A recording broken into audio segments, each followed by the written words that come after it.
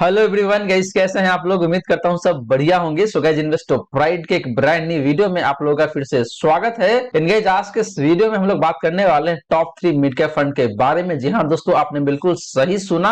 हम लोग बात करने वाले हैं 3 ऐसे मिड कैप कैटेगरी के फंड के बारे में जो कि साल 2023 में काफी सही तरीके से परफॉर्म कर रहा है। एंड मैंने कम्युनिटी टाइप में एक पोल रन किया था जहां पे आप में से मैक्सिमम लोगों ने अपना ओपिनियन दिया था कि भाई ये 3 फंड है जहां पे आप लोग अपना पैसा इन्वेस्ट करके रखा हुआ है। तो ये 3 फंड देखे तो कहीं ना कहीं इन्वेस्टर के बीच में काफी चर्चित, काफी फेमस फंड है। तो इन्हीं तीनों फंड को मैं कवर करने वाला हूं आज के इस वीडियो में। इन तीन में से गाइस एक फंड ऐसा है जिसका परफॉर्मेंस काफी एवरेज सा है, लेकिन आप में से ज्यादातर लोगों ने उसी फंड में इन्वेस्ट करके रखा हुआ है। तो आगे चल के आपका डिसीजन क्या होना चाहिए, आपको इस फंड के साथ बने रहना चाहिए या फिर आपको इस फंड से एग्जिट कर जाना चाहिए। तो इस क्वेश्चन को भी आंसर करने वाला हूं आज के इस वीडियो में। वहीं गाइस, अगर आप साल 2023 में इन्वेस्ट करना चाहते हैं स्मॉल कैप कैटेगरी के फंड में, बट आप कंफ्यूज है कि भाई आपके लिए कौन सा फंड बेहतर हो सकता है स्मॉल कैप कैटेगरी से, तो गाइस इस पे काफी डिटेल में मैंने वीडियो बना रखा है और वहां पे काफी अच्छे तरीके से एक्सप्लेन करा हुआ है कि भाई आपके लिए आपके रिस्क के अकॉर्डिंग कौन सा फंड बेहतर हो सकता है स्मॉल कैप कैटेगरी से। तो उस वीडियो का लिंक आपको डिस्क्रिप्शन में दे दूंगा या फिर मिल जाएगा एंड स्क्रीन पे, तो जाके देख लीजिएगा। ये वीडियो भी आप सभी के लिए काफी ज्यादा इंटरेस्टिंग एंड यूजफुल होने वाला है। एंगेज आज का जो वीडियो है ये तो आप लोगों के लिए इंपॉर्टेंट होने वाला ही है, तो बने रहिएगा through out the video guys. तो चलिए गाइस, स्टार्ट करते हैं आज का video. But guys, video start करने से पहले फटाफट कर दीजिए इस वीडियो को लाइक एंड अपने चैनल को अभी तक सब्सक्राइब नहीं किया हुआ है देन प्लीज सब्सक्राइब कीजिए चैनल को। इन साथ के साथ गाइस नोटिफिकेशन बेल ऑन करके ऑल पे क्लिक कर लीजिएगा ताकि जब भी इस चैनल पे वीडियो लेके आऊंगा सारे वीडियो का नोटिफिकेशन आपको मिलता रहेगा। तो गाइस, जैसे मैंने आपको बताया कि मैंने कम्युनिटी टाइप में एक पोल रन किया था जहां पे मोटा मोटी 200 से ऊपर लोगों ने अपना ओपिनियन या फिर अपना वोट डाला हुआ है। वहां पे देखा जाए तो काफी सारे लोगों ने 3 फंड को चूज करा हुआ है। पहला फंड था आपका SBI magna mid cap fund, दूसरा फंड था आपका PGM India mid cap fund और तीसरा फंड था आपका Motilal Oswal mid cap fund. तो गाइस, इन्हीं तीनों फंड को मैं कंपेयर करने वाला हूं आज के इस वीडियो में। और गाइस, एक फंड यानी कि जो PGM India mid cap fund है, इस फंड में ज्यादातर लोगों ने पैसे इन्वेस्ट करके रखा हुआ है। लेकिन गाइस, इस फंड का परफॉर्मेंस कैसा है, आपको इस फंड के साथ बने रहना चाहिए या फिर आपको इस फंड से एग्जिट कर जाना चाहिए, तो इस क्वेश्चन को भी मैं प्रॉपर तरीके से आंसर करने वाला हूं आज के इस वीडियो में। तो गाइस, कंपैरिजन करने के लिए मैंने डिफरेंट पैरामीटर यूज करा हुआ है। तो चलिए सबसे पहले बात कर लेते हैं इन तीनों ही फंड का बेसिक डिटेल्स का। इसके बाद गाइस बात करेंगे हम लोग इन तीनों ही फंड का लमसम रिटर्न्स का एंड एसआईपी रिटर्न्स का। तो गाइस, सबसे पहले बात करें यहाँ पे इन तीनों ही फंड का बेसिक डिटेल्स का, तो पहले बात कर लेते हैं यहाँ पे गाइस एसेट अंडर मैनेजमेंट का। तो बात करें गाइस पहला फंड का यानी कि SBI magna mid cap fund का। तो इस फंड का जो फंड साइज है गाइस वो निकल के आता है यहाँ पे आपका 11,132 करोड़ का। बात करेंगे सेकंड फंड का यानी कि PGM India mid cap fund का। तो इस फंड का जो फंड साइज है जो निकल के आता है यहाँ पे आपका 8,965 करोड़ का। वहीं बात करेंगे थर्ड फंड का यानी कि Motilal Oswal mid cap fund का। तो इस फंड का जो फंड साइज है जो निकल के आता है यहाँ पे आपका 4,960 करोड़ का। इन बात करेंगे इस कैटेगरी एवरेज का, तो यहाँ पे कोई डेटा नहीं होता है, तो इसलिए आपको यहाँ पे एन दिखने को मिल जाएगा। तो गाइस, फंड साइज की बात करें तो यहाँ पे सबसे हाईएस्ट फंड साइज है आपका SBI magna mid cap fund का, मोटा मोटी 11,000 करोड़ का। इसके बाद देखें तो PGM India mid cap fund का मोटा मोटी 9,000 करोड़ के आसपास में देखने को मिलता है फंड साइज। एंड बात करेंगे इस Motilal Oswal mid cap fund का, तो इसका फंड साइज मुझे काफी रीजनेबल देखने को मिलता है, मोटा मोटी 5,000 करोड़ के आसपास में। तो इन तीनों में से सबसे बेस्ट फंड जो निकल के आता है in term of fund size, वो फंड मुझे लगता है यहाँ पे आपका Motilal Oswal mid cap fund, क्योंकि इस फंड का फंड साइज इन तीनों में सबसे कम देखने को मिलता है। हालांकि बहुत कम भी नहीं है एंड बहुत ज्यादा भी नहीं है, तो इसीलिए Motilal Oswal mid cap fund का फंड साइज काफी बेहतर दिखने को मिलता है। गाइस, आपको बता दूं कि एक पर्टिकुलर फंड का फंड साइज बहुत ज्यादा भी होना अच्छी बात नहीं होता है और बहुत कम भी होना अच्छी बात नहीं होता है, कहीं ना कहीं मिड में होता है, वो ज्यादा रीजनेबल माना जाता है। इसके पीछे रीजन ये ही गाइस कि अगर एक पर्टिकुलर फंड का फंड साइज काफी ज्यादा हो जाता है तो वहां पे उस फंड को मैनेज करने में काफी डिफिकल्टी क्रिएट हो जाता है। वहीं अगर किसी एक फंड का फंड साइज काफी कम है तो वहां पे वो फंड कई बार लिक्विडिटी हो जाता है, यानी कि जब रिडम्पशन प्रेशर आ जाता है तो ऐसे सिचुएशन में फंड सर्वाइव नहीं कर पाता है। तो इसीलिए एक पर्टिकुलर फंड का फंड साइज बहुत ज्यादा भी नहीं होना चाहिए और बहुत कम भी नहीं होना चाहिए, कहीं ना कहीं जो मिड में होता है वो ज्यादा बेहतर माना जाता है। तो यहाँ पे देखें तो हालांकि तीनों फंड का फंड साइज बहुत ज्यादा तो नहीं है, लेकिन तीनों में सबसे बेस्ट फंड जो निकल के आता है in term of fund size, वो फंड है यहाँ पे आपका Motilal Oswal mid cap fund. Guys, बात करेंगे एक्सपेंस रेशियो का, तो SBI magna mid cap fund का जो एक्सपेंस रेशियो है जी सबसे ज्यादा देखने को मिल जाएगा और वो निकल के आता है यहाँ पे आपका 0.91% का।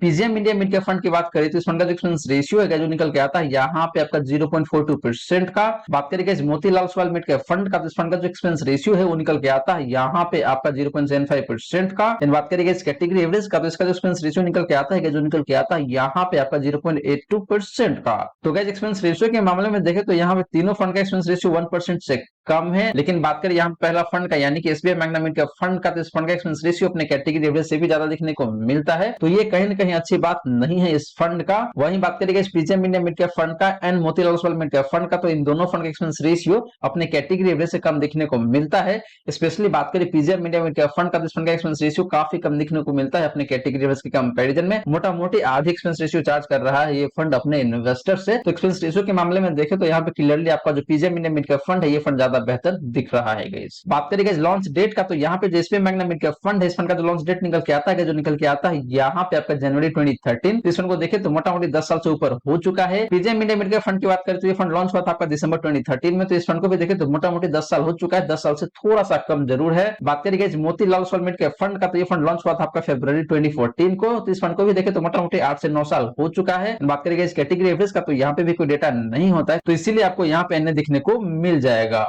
तो गाइस लॉन्च डेट की बात करें तो लॉन्च डेट में मुझे कहीं कोई दिक्कत लगता नहीं है। तीनों फंड देखे तो तीनों फंड का एज मुझे काफी बेहतरीन दिखने को मिलता है। मोटा मोटी देखे तो तीनों फंड का एज 8 साल से लेकर 10 साल के बीच में फॉल करता है, जो कि काफी अच्छी बात है इन तीनों ही फंड का। तो गाइस ये रही बात आपका इन तीनों ही फंड्स का बेसिक डिटेल्स का। और गाइस यहाँ पे देखे तो फंड साइज के मामले में आपका जो Motilal Oswal mid cap fund है ये फंड ज्यादा बेहतर दिखता है। वहीं हमने बात किया एक्सपेंस रेशियो का, तो यहाँ पे PGM India mid cap fund का एक्सपेंस रेशियो काफी बेहतर दिख रहा है। इन लॉन्च डेट के मामले में देखे तो तीनों ही फंड मुझे काफी सही दिखता है, कहीं कोई दिक्कत वाली बात नहीं है गाइस। अब चलिए गाइस बात कर लेते हैं इन तीनों ही फंड का लमसम रिटर्न्स का। बट गाइस वीडियो में आगे बढ़ने से पहले अगर आपने वीडियो को अभी तक लाइक नहीं किया हुआ है देन प्लीज वीडियो को लाइक करें एंड साथ के साथ गाइस चैनल को सब्सक्राइब कर लीजिएगा एंड नोटिफिकेशन बेल ऑन करके ऑल पे क्लिक कर लीजिएगा, ताकि जब भी इस तरीके का वीडियो लेके आऊंगा इस चैनल पे सारे वीडियो का नोटिफिकेशन आपको मिलता रहेगा। तो चलिए गाइस बात कर लेते हैं इन तीनों ही फंड का लमसम रिटर्न्स का। तो गाइस बात करें लमसम रिटर्न्स का, तो पहले बात कर लेते हैं यहाँ पे लास्ट 1 ईयर का। तो लास्ट 1 ईयर केस में देखे तो आपका जो SBI magna mid cap fund है इस फंड का जो रिटर्न निकल के आता है लास्ट 1 ईयर का, वो निकल के आता है यहाँ पे आपका 27.15% का। PGM India mid cap fund की बात करें तो इस फंड का जो रिटर्न निकल के आता है लास्ट 1 ईयर का, वो निकल के आता है यहाँ पे आपका 18.21% का। बात करें Motilal Oswal mid cap fund का, तो इस फंड का जो परफॉर्मेंस निकल के आता है लास्ट 1 ईयर का, वो निकल के आता है यहाँ पे आपका 33.83% का, ऑलमोस्ट 34% कह सकते हैं आप। बात करेंगे इस कैटेगरी एवरेज का, तो इसका जो परफॉर्मेंस निकल के आता है लास्ट 1 ईयर का, वो निकल के आता है यहाँ पे आपका 26.05% का। तो गाइस लास्ट 1 ईयर में देखे तो यहाँ पे PGM India mid cap fund के अलावा बाकी की जो दो फंड है इन दोनों फंड का परफॉर्मेंस मुझे काफी सही दिखने को मिलता है। स्पेशली बात करें Motilal Oswal mid cap fund का, तो ये फंड काफी बेहतरीन तरीके से परफॉर्म किया हुआ है, इन आपको ऑलमोस्ट 34% का रिटर्न दिया हुआ है। लेकिन गाइस आपका जो PGM India mid cap fund है ये फंड क्लियरली अपने कैटेगरी एवरेज को अंडर परफॉर्म कर रहा है और काफी अच्छे खासे मार्जिन से अंडर परफॉर्म कर रहा है लास्ट 1 ईयर में। गाइस वीडियो को स्टार्टिंग में मैंने आपको स्क्रीनशॉट के माध्यम से बताया कि भाई जो PGM India mid cap fund है इसमें ज्यादा पैसे इन्वेस्ट करते हैं इन्वेस्टर, यानी कि PGM India mid cap fund investor का काफी फेवरेट फंड है, वहां पर काफी लोग पैसे इन्वेस्ट करता है बाकी दो फंड के कंपैरिजन में। तो गाइस आपको ध्यान देने की जरूरत है कि भाई कौन सा फंड आपके लिए बेहतरीन हो सकता है, उस फंड में जाके इन्वेस्ट करें, ना कि वैसे फंड में जहां पे बाकी लोग इन्वेस्ट करते हैं। आपके लिए कौन सा फंड बेहतर होगा उसमें जाके आपको इन्वेस्ट करना चाहिए। तो गाइस लास्ट 1 ईयर के बेसिस पे देखें तो यहाँ पे क्लियरली आपका जो Motilal Oswal mid cap fund है ये फंड काफी बेहतरीन तरीके से परफॉर्म कर रहा है। बात करेंगे लास्ट 3 ईयर का, तो यहाँ पे SBI magna mid cap fund का जो परफॉर्मेंस निकल के आता है, जो निकल के आता है यहाँ पे आपका 36.66% का। PGM India mid cap fund की बात करेंगे इस फंड का जो परफॉर्मेंस निकल के आता है लास्ट 3 ईयर का, वो निकल के आता है यहाँ पे आपका 36.97% का। बात करेंगे Motilal Oswal mid cap fund का, तो इस फंड का जो परफॉर्मेंस निकल के आता है लास्ट 3 ईयर का, वो निकल के आता है यहाँ पे आपका 39.56% का। एंड बात करेंगे इस कैटेगरी एवरेज का, तो इसका जो परफॉर्मेंस निकल के आता है लास्ट 3 ईयर का, वो निकल के आता है यहाँ पे आपका 31.84% का, मोटा मोटी 32% कह सकते हैं आप। तो guys similar to last 1 year, last 3 year में भी देखे तो यहाँ पे Motilal Oswal mid cap fund काफी बेहतरीन तरीके से परफॉर्म कर रहा है। एंड इस फंड ने अपने कैटेगरी एवरेज को तो बीट करा ही हुआ है, लेकिन बाकी के जो दो फंड है उसको भी काफी ठीक ठाक मार्जिन से बीट करा हुआ है लास्ट 3 ईयर में भी। लेकिन बात करेंगे बाकी के दो फंड यानी कि SBI magna mid cap fund का and PGM India mid cap fund का, तो इन दोनों फंड ने भी काफी सही तरीके से परफॉर्म किया हुआ है लास्ट 3 ईयर में, एंड आपको मोटा मोटी 37% का रिटर्न दिया हुआ है। तो तीनों फंड के परफॉर्मेंस के बीच में बहुत लंबा मार्जिन नहीं है, यहाँ पे तीनों फंड देखे तो मोटा मोटी सिमिलर लाइन पे ही परफॉर्म कर रहा है। लेकिन अगर आपको चूज करना है एक best fund in term of last 3 year performance, तो फंड निकल के आता है यहाँ पे आपका Motilal Oswal mid cap fund guys, क्योंकि इस फंड ने आपको मोटा मोटी 39-40% के आसपास का रिटर्न दिया हुआ है लास्ट 3 ईयर में। बात करेंगे लास्ट 5 ईयर का, तो यहाँ पे SBI magna mid cap fund का जो परफॉर्मेंस निकल के आता है, जो निकल के आता है यहाँ पे आपका 19.44% का। PGM India mid cap fund की बात करेंगे इस फंड का जो परफॉर्मेंस निकल के आता है लास्ट 5 ईयर का, निकल के आता है यहाँ पे आपका 21.49% का। बात करेंगे Motilal Oswal mid cap fund का, तो इस फंड का जो परफॉर्मेंस निकल के आता है लास्ट 5 ईयर का, निकल के आता है यहाँ पे आपका 19.17% का। बात करेंगे इस कैटेगरी एवरेज का, तो इसका जो परफॉर्मेंस निकल के आता है लास्ट 5 ईयर का, निकल के आता है यहाँ पे आपका 16.62% का। तो guys in contrary to last 1 year and last 3 year, last 5 year में देखें तो यहाँ पे PGM India mid cap fund ने काफी बेहतरीन तरीके से परफॉर्म किया हुआ है।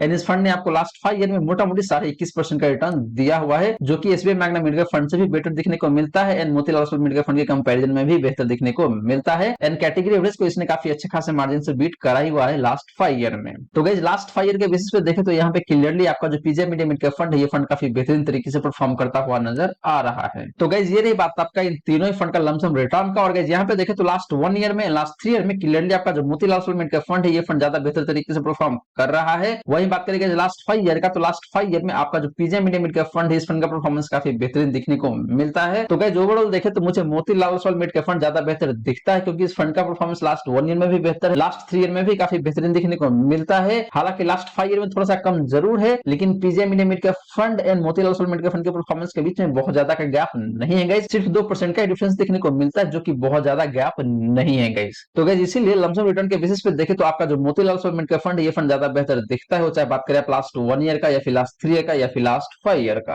अब चलिए गाइस बात कर लेते हैं इन तीनों ही फंड का एसआईपी रिटर्न का। तो गाइस बात करें एसआईपी रिटर्न का, तो पहले बात कर लेते हैं यहाँ पे लास्ट 1 ईयर का। तो बात करेंगे इस पहला फंड का, यानी कि SBI magna mid cap fund का। इस फंड का जो परफॉर्मेंस निकल के आता है लास्ट 1 ईयर का, वो निकल के आता है यहाँ पे आपका 28.19% का। पीजेएम इंडिया मिड कैप फंड की बात करेंगे तो इस फंड का जो परफॉर्मेंस निकल के आता है लास्ट 1 ईयर का, वो निकल के आता है यहाँ पे आपका 15.92% का, ऑलमोस्ट 16% कह सकते हैं आप। बात करेंगे Motilal Oswal mid cap fund का, तो इस फंड का जो परफॉर्मेंस निकल के आता है लास्ट 1 ईयर का, वो निकल के आता है यहाँ पे आपका 30.82% का, ऑलमोस्ट 31% कह सकते हैं आप। तो guys similar to lumpsum return SIP के केस में भी देखें तो लास्ट 1 ईयर में Motilal Oswal mid cap fund ने काफी बेहतरीन तरीके से परफॉर्म किया हुआ है एंड आपको ऑलमोस्ट 31% का रिटर्न दिया हुआ है। बात करेंगे लास्ट 3 ईयर का, तो यहाँ पे SBI magna mid cap fund का जो परफॉर्मेंस निकल के आता है, जो निकल के आता है यहाँ पे आपका 26.04% का। पीजेएम इंडिया मिड कैप फंड की बात करेंगे तो इस फंड का परफॉर्मेंस निकल के आता है लास्ट 3 ईयर का, वो निकल के आता है यहाँ पे आपका 21.61% का। एंड बात करेंगे Motilal Oswal mid cap fund का, तो इस फंड का जो परफॉर्मेंस निकल के आता है लास्ट 3 ईयर का, वो निकल के आता है यहाँ पे आपका 31.34% का।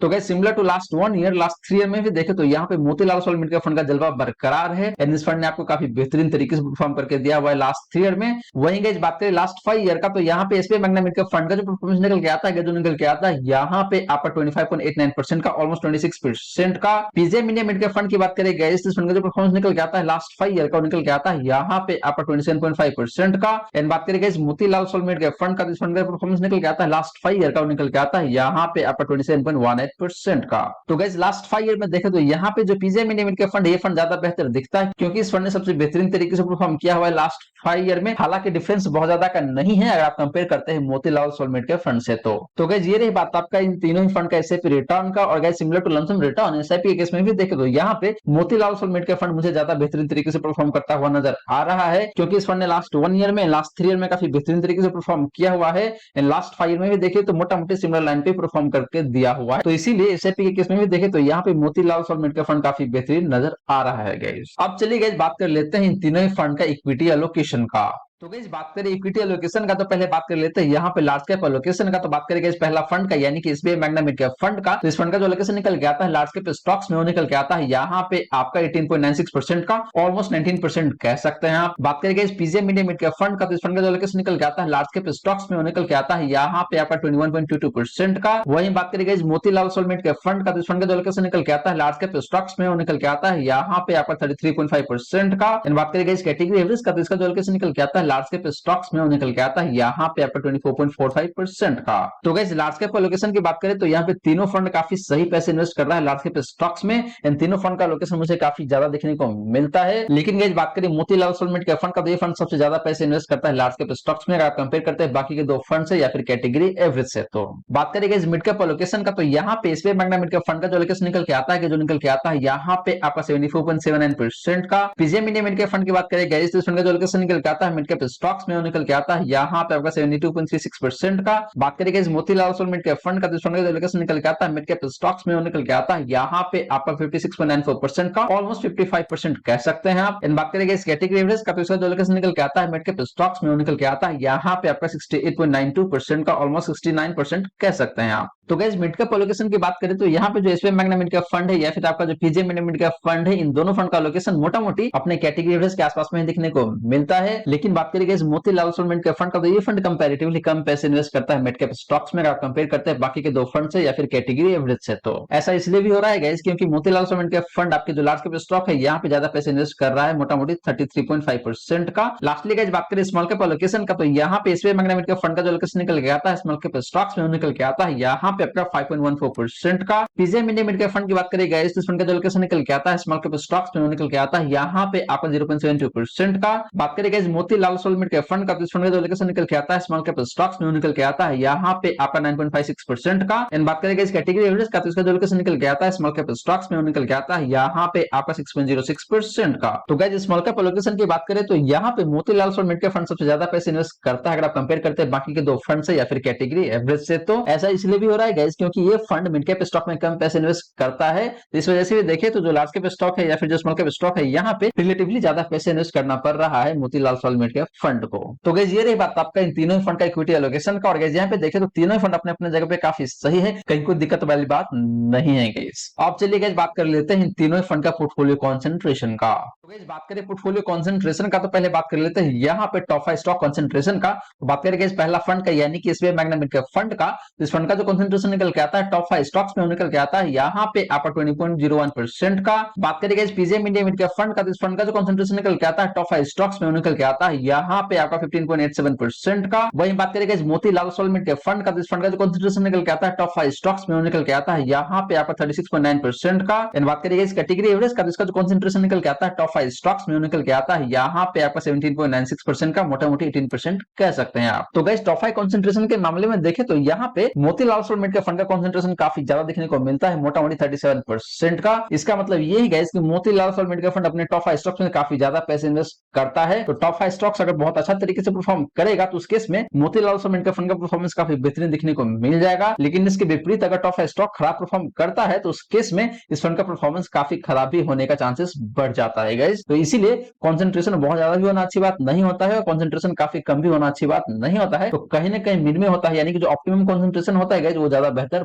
माना जाता है। बात करें गाइस टॉप 10 स्टॉक कॉन्सेंट्रेशन का, तो यहाँ पे SBI bank mid cap fund का जो कॉन्सेंट्रेशन निकल के आता है वो निकल के आता है गाइस यहाँ पे आपका 35.45% का। PGM India mid cap fund की बात करें तो इस फंड का जो कॉन्सेंट्रेशन निकल के आता है टॉप 10 स्टॉक्स में निकल के आता है यहाँ पे आपका 29.89% का। बात करेंगे इस Motilal Oswal mid cap fund का, तो इस फंड का जो कॉन्सेंट्रेशन निकल के आता है टॉप 10 स्टॉक्स में निकल के आता है यहाँ पे आपका 60.98% का। एंड बात करेंगे इस कैटेगरी एवरेज का, तो इसका जो कॉन्सेंट्रेशन निकल के आता है टॉप 10 स्टॉक्स में निकल के आता है यहाँ पे आपका 31.73% का। तो guys similar to top 5 stock concentration, top 10 stock concentration के मामले में भी देखें तो यहाँ पे Motilal Oswal mid cap fund सबसे ज्यादा पैसे इन्वेस्ट करता है, मोटा मोटी 61% का। लास्टली गाइस बात करें टॉप 3 सेक्टर कॉन्सेंट्रेशन का, तो पहले बात कर लेते हैं SBI magna mid cap fund का। तो इस फंड का जो कॉन्सेंट्रेशन निकल के आता है टॉप 3 सेक्टर में निकल के आता है यहाँ पे आपका 31.78% का। PGM India mid cap fund की बात करें गाइस, इस फंड का जो कॉन्सेंट्रेशन निकल के आता है टॉप 3 सेक्टर में निकल के आता है यहाँ पे आपका 21.84% का। Motilal Oswal mid cap fund की बात करें तो इस फंड का जो कॉन्सेंट्रेशन निकल के आता है टॉप 3 सेक्टर में निकल के आता है यहाँ पे आपका 38.79% का। एंड बात करेंगे इस कैटेगरी एवरेज का, इसका जो कॉन्सेंट्रेशन निकल के आता है टॉप 3 सेक्टर में निकल के आता है यहाँ पे आपका 23.12% का। तो guys similar to top 5 stocks and top 10 stock concentration, top 3 sector के मामले में भी देखें तो यहाँ पे Motilal Oswal mid cap fund का कॉन्सेंट्रेशन काफी ज्यादा देखने को मिलता है। इसका मतलब यही गाइस कि जो Motilal Oswal mid cap fund है इस फंड में कॉन्सेंट्रेशन रिस्क बढ़ जाता है। तो गाइस ये रही बात आपका इन तीनों फंड का पोर्टफोलियो कॉन्सेंट्रेशन का। अब चलिए गाइस बात कर लेते हैं इन तीनों फंड का डिफरेंट रिस्क रेशियोज का। तो गाइस बात करें रिस्क रेशियोज का, तो पहले बात कर लेते हैं यहाँ पे स्टैंडर्ड डिवीजन का। तो बात करेंगे यहाँ पे आपका SBI magna mid cap fund का, इस फंड का जो डिवीजन निकल के आता है जो निकल के आता है यहाँ पे आपका 13.08 का। बात करेंगे PGM India mid cap fund का, इस फंड का जो स्टैंडर्ड डिवीजन निकल के आता है जो निकल के आता है यहाँ पे आपका 13.93 का।